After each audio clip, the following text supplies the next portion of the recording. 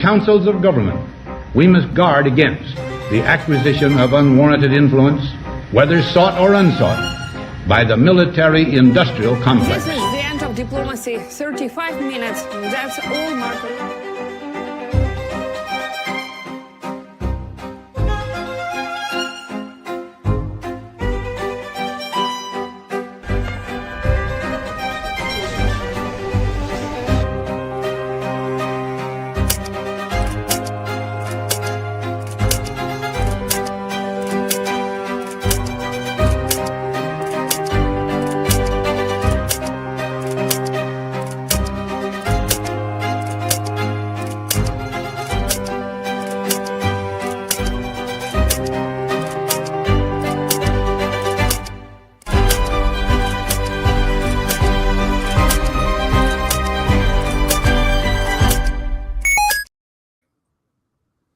Hello, everyone. Hello, the audience. We are East Calling. I'm Yelena, and I'm joined by my colleague Moby. And today, our favorite guest, Larry Johnson. Larry, hello. Nice to see you. Hey, thanks. Got to give Moby some props, man. He wore the shirt. Yeah, dress code. Yeah. I also have the shirt, but it's here. Well, it's not on, so it doesn't count. Okay, next time I will wear it, definitely. Okay, so it's nice to see you again, and this week again was very interesting, and Moby has prepared some questions for you, Larry. So I will pass the word to him and let him ask you what he has on his mind. We'll see if we have any answers. Well, you always have, so it will be very interesting. Okay, So Moby, I prepared a video that we can play here to kind of set the mood. This was from 2025 in Yemen.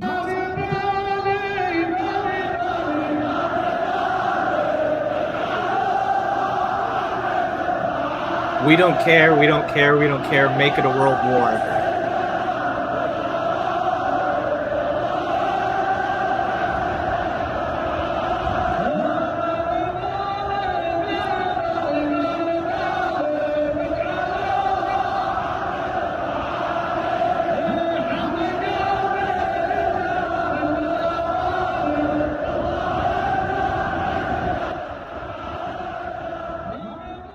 So this is, I thought it was kind of foreshadowing and poetic because this was back in 2025 near the end of the Prosperity Guardian operation, right, where Ansar Allah defeated the U.S. Navy in the Bab el-Mandab. And we're kind of in that situation where they say, don't care, make it a world war. We're kind of on the verge of that. Professor Morandi recently tweeted, Iran is aware that Trump regime forces in Kuwait, the UAE, Qatar, Saudi Arabia, Bahrain, and Jordan are mobilizing for a potential blitzkrieg, possibly alongside Zionist forces against the Iranian people. The Islamic Republic stands ready with a swift and crushing response. So what are you seeing, Larry? I know you're familiar with the status of the cats. Yeah. And we're not talking the four-legged furry kind. The CATS refers to crisis action teams. I disagree with my dear friend, Professor Morandi. We're not really seeing any mobilization, in part because the U.S. had to abandon those bases. We're no longer in a position where we could send troops and build up a presence, because as soon as we do, they're immediately vulnerable. It's quite a contrast how things have changed in a quarter of a century, 23 years. Back in 2003, we spent 11 months moving troops to Kuwait and Saudi Arabia in preparation for the invasion of Iraq. And we had 165,000 finally, and they were concentrated in various camps like Camp Buring. Problem with that now is the drones and precise short-range ballistic missiles. Saddam Hussein reportedly had some Scuds, but the Scuds were duds. They didn't really do anything. And so those troops could gather in relative security. They couldn't do that now, and we have no evidence whatsoever that that's taking place. The kind of preparation you would need to see for any kind of ground operation would first require to assemble a force. Now, I've yet to hear anybody give me a rational explanation of, if they want to take Karg Island or they want to take Kemp's Island. Karg Island, for reference, is the same size as Iwo Jima. And when the United States invaded Iwo Jima back in February 1945, we used about 70,000 soldiers, Marines, to do that. And it was a bloody fight over 40 days, and we took 26,000 casualties. I don't see the Donald Trump having any stomach for something like that. And even if we could get, there's a question, not even getting 70,000 troops on that land, how the hell do you get 2,000? Because we don't have any amphibious landing craft. Those are afraid to come into the Persian Gulf. So that means you have to put them on airplanes or helicopters. The max load that a C-130 can haul is 92 fully combat loaded soldiers. Then you can move up to a C-17, which is a bigger aircraft, but it only holds another 36, so a total 126 combat loaded soldiers. So just do the math. You get 90, so you get 100. You want 1,000. That's 10 of those aircraft. You want 2,000. You got to have 20. You want 3,000. You got to have 30. So I mean, just the logistics problems that it presents itself. Right now, the United States is trying to figure out what the hell to do. It's thrown every weapon in its toolkit at Iran, and that's failed. And in the process, has found out that we've depleted our weapon stocks. So now it seems to be they've opted. We're going to crush their economy. We're going to make their economy so bad that they'll have no option but to come pleading with us for a deal. Well, that's not going to happen, but that's the delusion that Scott Bessent and Donald Trump are living under right now. So we see things have moved to this sort of siege warfare. One of the things that's happened recently is the Iranians have appointed Mohsen Rezai as the new head of Iran's Security Council. And he was head of the IRGC during the Iran-Iraq War. So he's been around a while, been in a real war.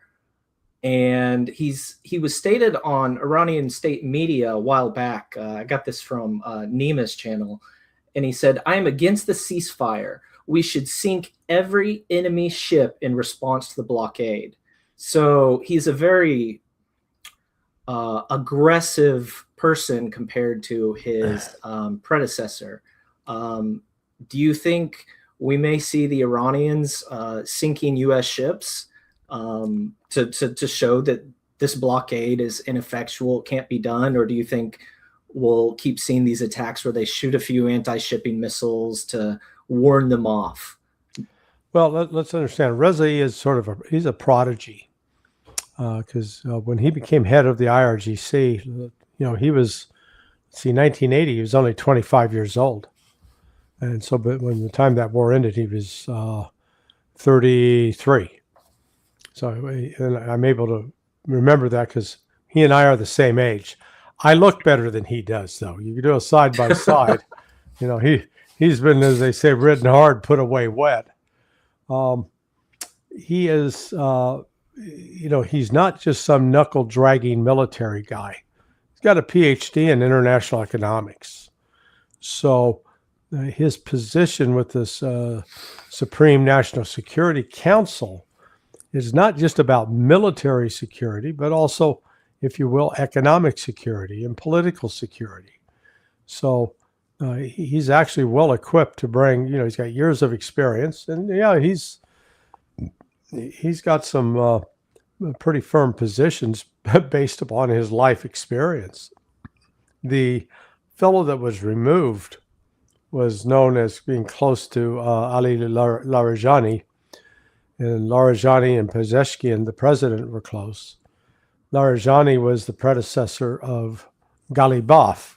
Throwing all these names, people are going, good God, we got to have a program here to keep track Speaker of of Parliament, yeah. Yeah. But and Larijani was actually known as a moderate, as someone who was eager to seek a negotiated deal with the United States, and that's who we kill. So now we're sort of shocked and surprised that they've got a hardliner in place. So when Larijani went, Ghalibaf comes to the scene, and the fellow that Rezai is replacing had been close to Larijani, so he's out, and they've also done a shakeup in some of the military command. So Iran they're fully prepared for another round if the United States chooses to do so. But that's been the interesting thing. Right now, some think that the United States is trying to lull Iran into a false sense of security and then sucker punch them again.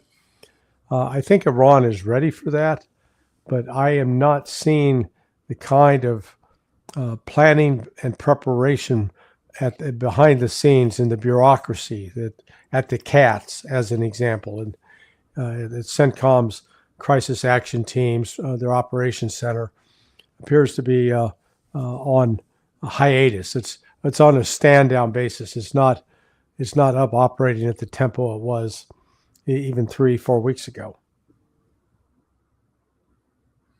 Now, we've seen some other developments in the region. I believe Friday on Larry's channel with Pepe and Dr. Z Transition Protocol, they're going to be discussing the, I don't know if you would call it WATO, the West Asian Treaty Organization, or MEDO, the Middle East Treaty Organization, Turkey, Saudi Arabia, Pakistan.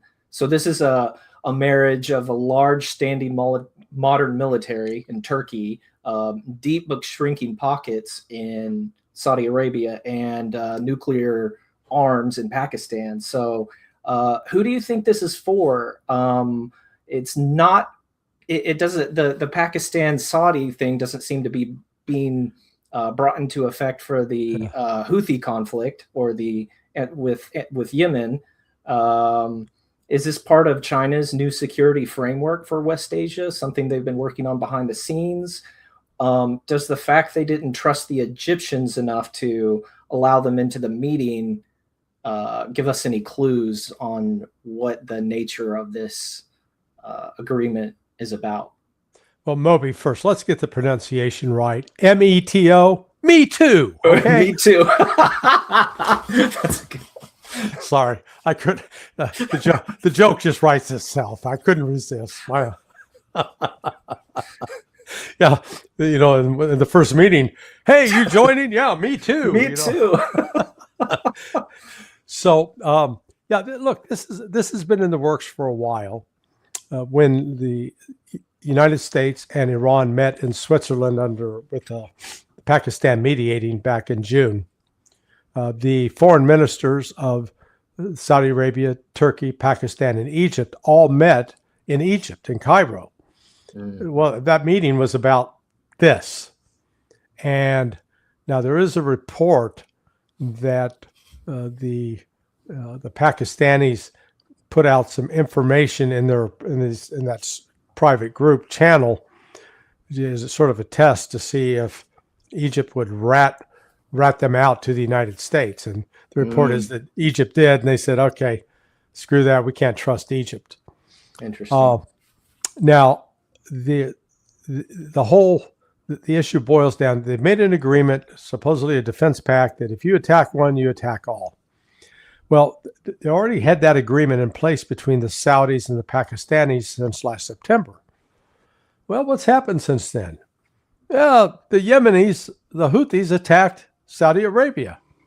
And so did the Saudis activate that pact? No. Did the Pakistanis show up and start condemning the Yemenis? No.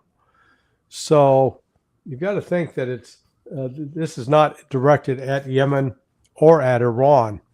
And similarly, after they signed the agreement last Friday, there were subsequent attacks in Saudi Arabia, again by the Houthis and by the Popular Mobilization Front out of Iraq. And again, no reaction. So now the other, and maybe I'm ascribing too much importance to it, but if you're going to meet, if countries are going to meet to sign an agreement, you normally do it in your capital. That would have been Riyadh, but that's not what these cats did. They went to Mecca, the holiest site in Islam, or one of the holiest sites, and that's where they signed it. So I think that was sending a not so subtle message that this is actually an Islamic unity agreement, and that it is primarily directed at Israel, not at Iran, and certainly not at the Houthis in Yemen. The conflict between Saudi Arabia, the Sunni movement, and the Houthis, the Shia. I mean, good God, that goes back 1,400 years to the death of the Prophet's grandson, and the split between who was the rightful heir. But you found the Yemenis now they've continued their attacks on the Saudis, and a lot of people thought, okay, the Saudis are looking for the Pakistanis and Turks to weigh in here, but what they really get out of that is the Turks have been threatened by Israel. And Israel has made it very clear that once we get done with Iran, we're coming for you. Well, so now Turkey, who didn't have nuclear weapons, had to rely upon NATO, that if it was attacked, for NATO to come to its aid. And I think the Turks smartly realized, if Israel attacked us, NATO would be telling us, too bad, guys, you're on your own. So now they've got an alliance with Pakistan, who has nukes, and the Saudis, who, well, under normal times, they're flush with cash. They're a little on the short side right now because of the shutdown of the Persian Gulf. But I think this is an important development. It is in line with what both President Putin has talked about and Wang Yi talked about following their meeting with Arachi. Putin met with him late April. Wang Yi met with Arachi, the Iranian foreign minister, early May. And both Putin and Wang Yi said, hey, we need a new security architecture in the Middle East where the United States is no longer the top dog or calling all the shots. So I think this is a movement in that direction.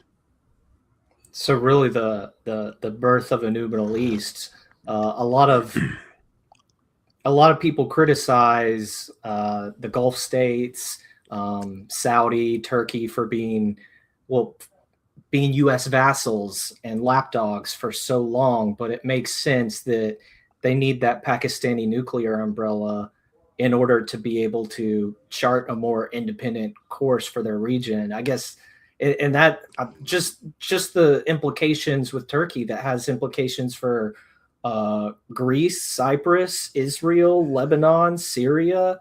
It's huge. Yeah, these ancient grievances still linger, and that's one thing we don't appreciate here in the West. I remember one of my CIA buddies. He had worked the Iranian account for most of his career, and he told me the story one time. He was meeting the source, and the source came in. It was very, very agitated, very upset. And my friend, whose name is Mark, when Mark said, well, what's wrong? And this guy said, oh, I'm just so upset about this massacre. Mark goes, what massacre? So the guy began describing in detail the death of these women and children and other civilians. And, and so Mark said, well, I better get this down. I haven't heard about this. He goes, okay, where did this happen? He wrote down where. Yeah, okay, what happened? Okay, and who did this? Okay, and when did this happen? And the guy stopped. He goes, it was 680 BC, AD. Wow. Now, he was talking about something that had happened more than a millennium ago, as if it was real. And that's the problem for some people in this area, or we call it problem or strength. They remember history. They're not like the Alzheimer's generation here in the United States, or hell, we can't even remember who was president before Donald Trump. Absolutely. And it kind of goes back, this security thing. Somebody mentioned, Trump made a comment about the bin Salman could basically kiss his ass. Yeah. And maybe it was Pepe. And he said that bin Salman took that to heart, and basically that there were going to be consequences for these, basically the humiliation of the Gulf that has happened with this war and everything that's happened in the past 6 months. And so, hey, the United States, let's put it in romantic terms. The United States is a bad boyfriend. Okay. We're like the abusive spouse. We get drunk, come home, beat up the partner, and, yell at her and say, "Hey, where's my dinner?" Nothing endearing or charming about us. And then we promised, hey, here's the program. You buy our weapons, you buy our treasury bills, you finance our extravagant way of life. You pay for it, we don't, and we'll protect you. We'll keep anybody from hitting you and from bothering you. And the Gulf Arabs stupidly said, okay. And then what happens? They get their clocks cleaned by Iran, and the U.S. missile defense fails, and the U.S. gets driven out of major bases. I can't emphasize enough like what's happened in Bahrain. I was there's a podcaster by the name of Jerome Bell. Jerome lives in Virginia. He was a member, ran for Congress, lost, but he was the chief petty officer in the Navy back in 1987. And he was on the USS Carl Vinson, an aircraft carrier that sailed all the way up through the Strait of Hormuz, all the way up past Qatar, and pulled into Bahrain. And I said, how was Liberty? He said, that was a great Liberty port. So, sailors come pouring off. They go out to restaurants. He said there were, markets. You could buy you could buy gold at cheap prices comparatively. Good bars, Hey, that was then. Here we are 39 years later. We can't put a ship in the Persian Gulf without fear that it's going to be sunk. So, and these bases that we thought were, so well protected with air defense, they've been decimated. There was $1 billion plus radar in Bahrain and $1 billion plus radar in Qatar. Both were destroyed. Satellite communication systems destroyed. A very sensitive satellite relay station that was in Bahrain that dealt with the satellite defense was destroyed. So, and so these countries look around and go, you promised to protect us. I mean, it's just, think of yourself as the guy that owns a pizza shop in South Philly, and he has to pay protection money to the local mafia to protect him. And he keeps getting his shop raided and beaten up and destroyed because they're not protecting him. At some point, you say, hey, we're done with this relationship. And that's where this is now headed. These countries are increasingly starting to say, you know what? We can't trust the United States. The mob is being driven out of the neighborhood. Yeah. I mean, that is the de facto evacuation of U.S. forces from the region. That's what's taken place. And I had a follow-up questions on Syria, if you allow. It is about Russia, who signed agreement with Syria that Russian bases stay there in the region. How do you see that will develop further in the Middle East for Syria, for Israel, and so on? What role can Russia play there? Yeah, well, it looks to me like the Russians are being very pragmatic. they don't get caught up in this. Oh, Islam, they want Sharia law and they're going to kill us Christians. I mean, Russia is an authentic Christian nation, but yet they've managed to get to not be obsessed with this Islamophobia, which is so prevalent here in the United States. And hosting Al-Shara there in Moscow, and it's cutting a deal. The Russians are very pragmatic, and they know how to get along with other people without trying to say, hey, you idiot, you got to believe like we do. No, they're sort of they do have a tendency to be a live and let live society as far as dealing with other cultures. They recognize, hey, that's how they do it. This is how we do it, and we're not gonna interfere in what they do, and they're not gonna interfere in what we do. As long as everybody respects those boundaries, great. We have great relationships. But what could be a possible role for Syria in future? Because this country was very interesting, obviously to everyone. Europe wanted to get Syrian attention because, I think we all remember how Annalena Baerbock visited Syria when she was Minister of Foreign Affairs, and US is also tries to make Syria like friends with Syria and Russia. So it's like a country that can play significant role in the region. Do I understand it correctly? Well, I don't think so. I mean, look, Syria was a legacy of the colonial era. And Hafez al-Assad, the father of Bashar al-Assad, he was the son of a bitch. I mean, he was a tough guy. He backed early on the Shia group Amal, going back to like 1975. Amal was an active Shia group fighting against the Israelis. They are the ones who actually are believed to have carried out the bombing of the Marine barracks, or what they call the bombing of the Marine barracks in 1983. It wasn't Hezbollah, it was Amal, according to Alistair Crook.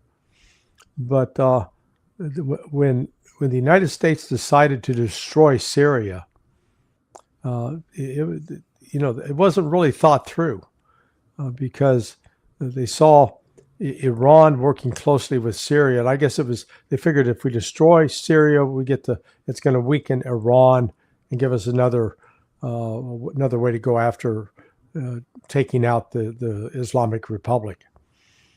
But what it's done is it's now set off a competition between Turkey and Israel. And then you got the Kurds in the far east of Syria. So you've basically broken the country into fragments. And al-Shara, he's a figurehead. He doesn't really control a constituency. He controls a narrow ideological band within the Sunnis. Keeps trying to moderate, pretend that he's not what he was. But he doesn't have a natural political base there. So you're looking at Syria is going to be a battleground, I think, for the next several years, because Israel's trying to make its inroads in the south and expand beyond the Golan Heights.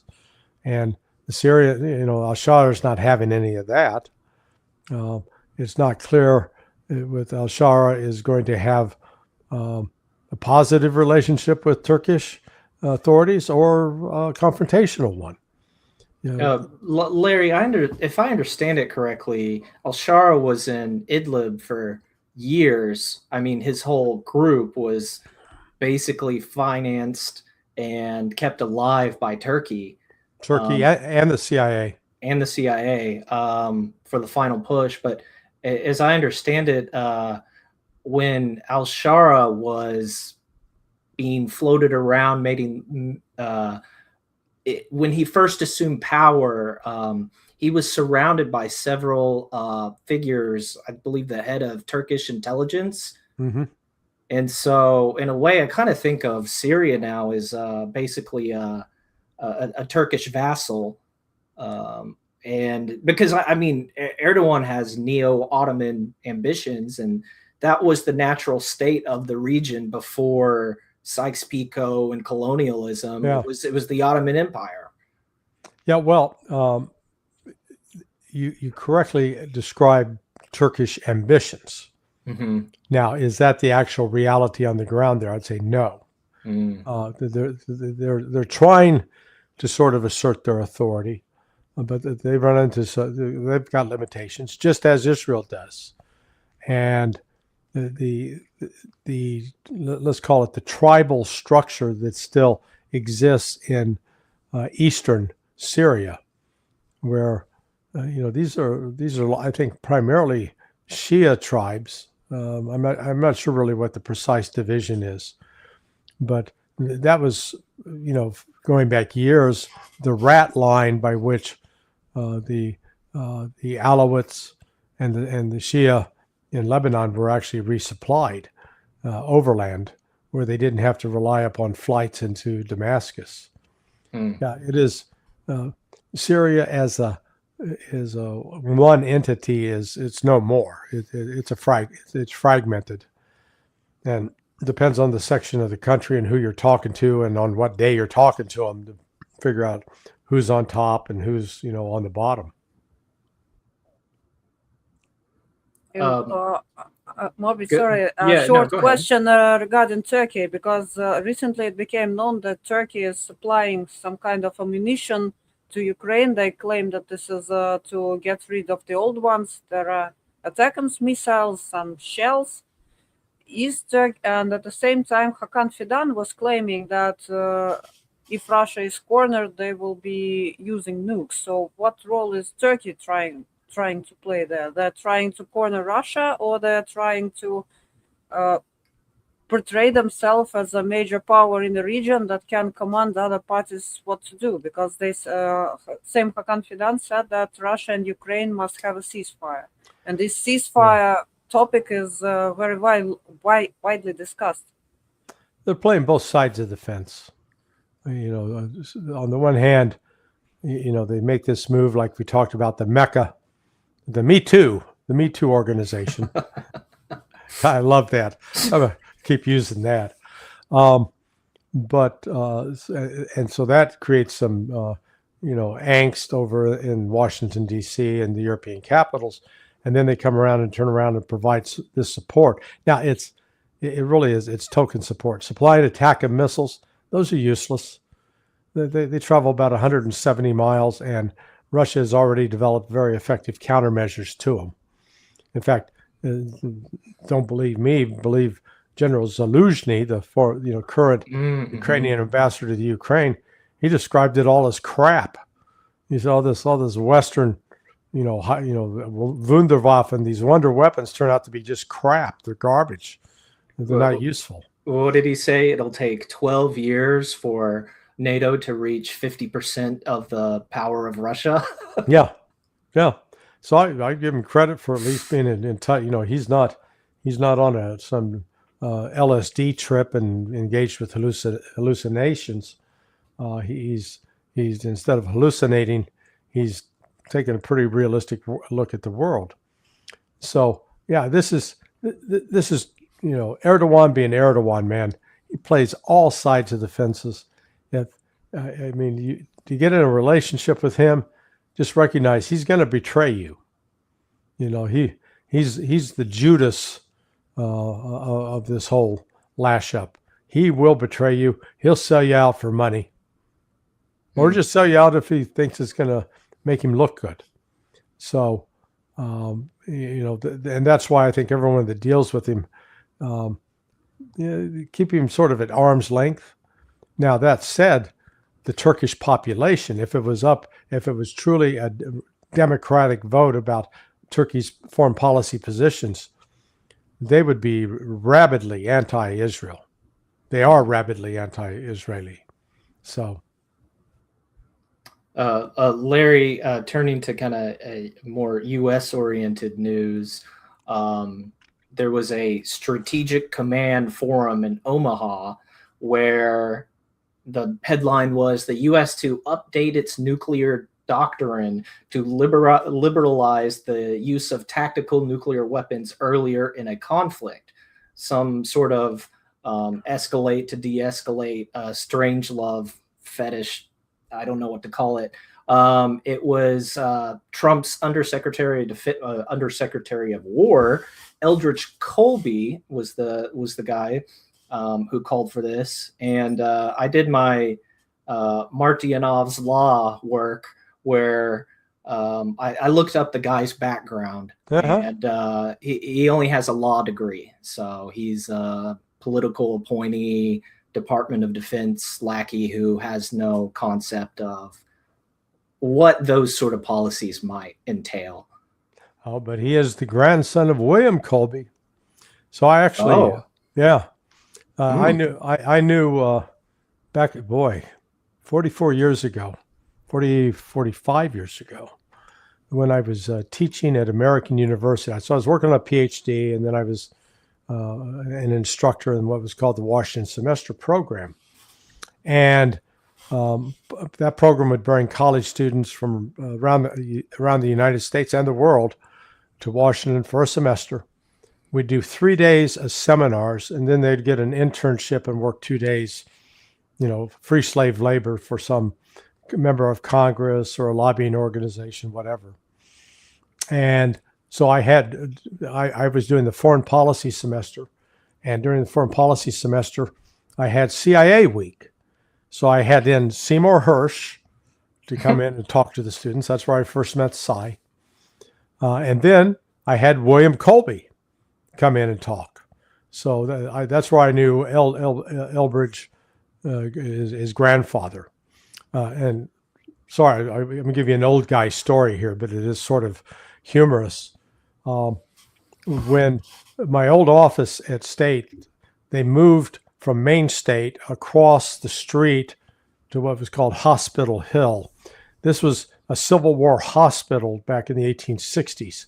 And then there's a building that looks directly out on the Kennedy Center. And this building was the headquarters of the OSS, the predecessor to CIA. Oh, wow. Mm-hmm. So the counterterrorism shop moved into that building, and one of my buddies who was running that office at the time, Tom Hastings, his office was the original office of Wild Bill Donovan, the original head of the OSS.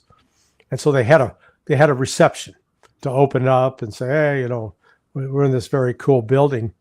And I went there and met the ex-wife of Bill Colby. She was there. and he had died in a mysterious drowning accident about a month or so before that. And so I said, oh, I'm so sorry to hear the loss of your ex-husband. She goes, I'm not. Mysterious drowning accident. Yeah. So Elbridge Colby's grandma was a hard woman. Wow. Yeah, hard lady. So anyway, Colby, so he has a pedigree. Okay, it comes out of this national security family, but and he's been obsessed with China. China hawk. Yep. Yeah, he's a big China hawk. But as far as rethinking our nuclear doctrine, the first thing they need to rethink is most of our stuff that's in the ground is so damn old it's even questionable whether it will function. So we've not kept up with the modernization, but it's more than that. It is, really, how do you think you're going to use this, employ this, and for what purpose? Because it's not just that you strike the blow. After you strike the blow, then what? What comes next? Are you assuming that you've done a knockout blow and the other side can't respond? Or can the other side respond in a way that you will not be able to prevent or defend against it? And this gets us back to the whole era of MAD.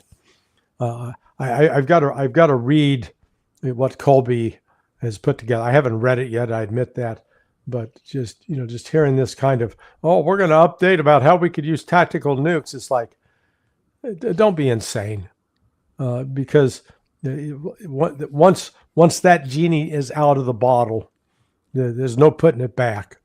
And the United States has enjoyed the illusion that we're well protected, well defended, and we're not. And the Russians have developed very specific weapons that would, ruin our day. Absolutely. It seems there are some responses to this already from the Russians and the Chinese, with statements like, such a nuclear strategy may sound appealing, but implementing it would be a path towards self-destruction, basically calling it reckless, and it will not strengthen U.S. deterrence credibility, but will only increase the risk of global nuclear conflict and threaten world peace and security. My question is, how does anybody even, after the Iran war, the munitions, how does anybody even consider a U.S. war with Russia or China? What are they going to shoot at them? Well, there's a problem. We've run out of advanced weapons, and to make more of them, we need Chinese rare earth minerals that we don't have. The China controls. Mm-hmm. So four rare earth minerals and tungsten. Tungsten is not necessarily considered rare earth, but tungsten is a critical metal in that whole lash up. Aluminum too is another. Our aluminum production has declined to such a level that, again, we'd be dependent upon aluminum coming out of China. So the United States does not have a clear strategy or national security strategy, unlike China and Russia. And also, more important, is China and Russia have taken their defense industry out of the world of commercial capitalism. Mm-hmm. So the defense companies in China and in Russia are not having to worry about generating a return for their shareholders. Their job is to produce shit that works and to do it in a way that is cost effective. The contrast, or actually the person who first addressed this very, very clearly was Andrei Martyanov in his book Losing Military Supremacy, which came out now 9 years ago. And prophetic, really. Yeah, I encourage everybody, if you haven't read it, go buy it. Put a little change in the pocket of Andrei, but it really lays it out in exquisite detail. And you look right now, for example, we thought that as we moved into the era of remotely piloted vehicles, aka drones, that we would no longer need to build a 6th generation fighter, because you'd be able to fly them remotely. You would need pilots. And one of the reasons in these very, very advanced combat aircraft, a major part of the expense in building them is to ensure that you don't kill the pilot when they're pulling excessive G forces. Mm-hmm. So they're actually, they underperform their capability. So we thought, well, we'll move towards RPVs, and that'll lower the cost. Except just recently, we've now come out with a new drone, the Triton 4C. So this 4C Triton goes for the low price of $250 million.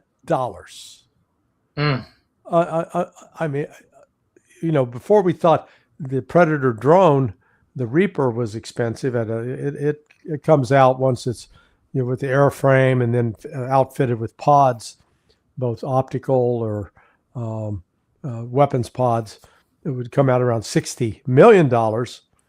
Now we've created something that four of those Predators are worth one of these Tritons, and the Iranians shot one of them down. So and then on top of that, we got the $100 million F-35, of which it's only about 20 to 30% are operationally ready at any given time, according to the Secretary of the Air Force. And so when you compare China and Russia's defense budgets, Their combined budgets are 1/4 of the U.S. budget. And yet they produced hypersonic missiles, they produced advanced aircraft, they've produced technologies that frankly we don't have. We like to pretend that we're the most advanced and sophisticated, but we're not. So here is the United States. We're living on dreams of our dominance in the 20th century, and false dreams at that. Because even after we helped win World War II, that was the end of our victory run. From then on, it was stalemate after stalemate or defeat. Stalemate in the Korean War, defeat in Vietnam, and basically, I'd argue defeat in Afghanistan and Iraq. And I would like to make a short advertisement. I will talk to Ryan and I will ask him to post we had actually East Calling. We have 2 episodes of about rare earth minerals. So I hope everyone will find it interesting because it was presented by a real life engineer.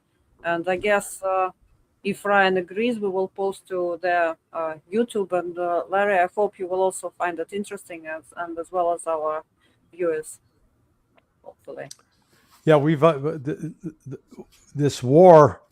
We've updated. I've at least updated the saying that was attributed to Ambrose Bierce. Ambrose Bierce was a Civil War veteran. He was a journalist. He was known as a misanthrope, a hater of mankind. He had a very sort of acerbic writing style. But he was credited with saying, "War is God's way of teaching Americans geography." Which I didn't know it was him, but I've heard that before. Yeah. Now it's been attributed to him, but it's not certain that it was. But with that caveat, well, I've updated that because this war has also it's taught me a hell of a lot about the oil industry. Thanks to an energy expert by the name of Carl Miller, who's been in touch with me, tutoring me. And I'm going, man, things I didn't realize about weapon systems, about rare earth minerals, about the production cycles. I've learned 78% of what the Department of Defense produces as far as weapons goes, 78% are dependent upon rare earth minerals, 5 rare earth minerals that come out of China. So the United States has now created a situation in which, on the one hand, it's preparing to go to war with China, but on the other hand, is utterly dependent upon China to produce the weapons that it wants to use against China. And guess what? The Chinese aren't stupid. They go, "Oh, wait a second. I don't think so. You want us to sell you the stuff that you can make weapons so you can attack us? No, that's not happening." Actually, talking about who learned what, like for me personally, it was a wow moment to understand, and I heard it from you, Larry, a lot of times that actually West isn't planning that far, because in Russia there is, I think, a misunderstanding of what West is, and a lot of people there are still in the illusion that West plans it like 500 years ahead. Is it true? And what's your take on that? And where this statement even comes from? Well, to interrupt a bit, what is it Andre always says? The West doesn't do strategic planning; it does business plans. Something to that effect. I'm trying to remember. Yeah, well, they don't do I think they have trouble spelling strategic. Number one, and even that 4-letter word plan. So I mean, let's take in the example of the Patriot missiles. So right now, to produce a Patriot missile, it's called a PAC-3. Lockheed Martin is churning out roughly 55 a month, and they've got at least 20 subcontractors, maybe more. Okay, I've got to go back and verify the number, but subcontractors that make different parts, different components for it. So It's not like you've got all the components there and you just put them together like a Lego. So the full assembly sometimes takes as much as a year or more. So, and yet, this is a missile that's supposed to be designed to shoot down ballistic missiles that are incoming.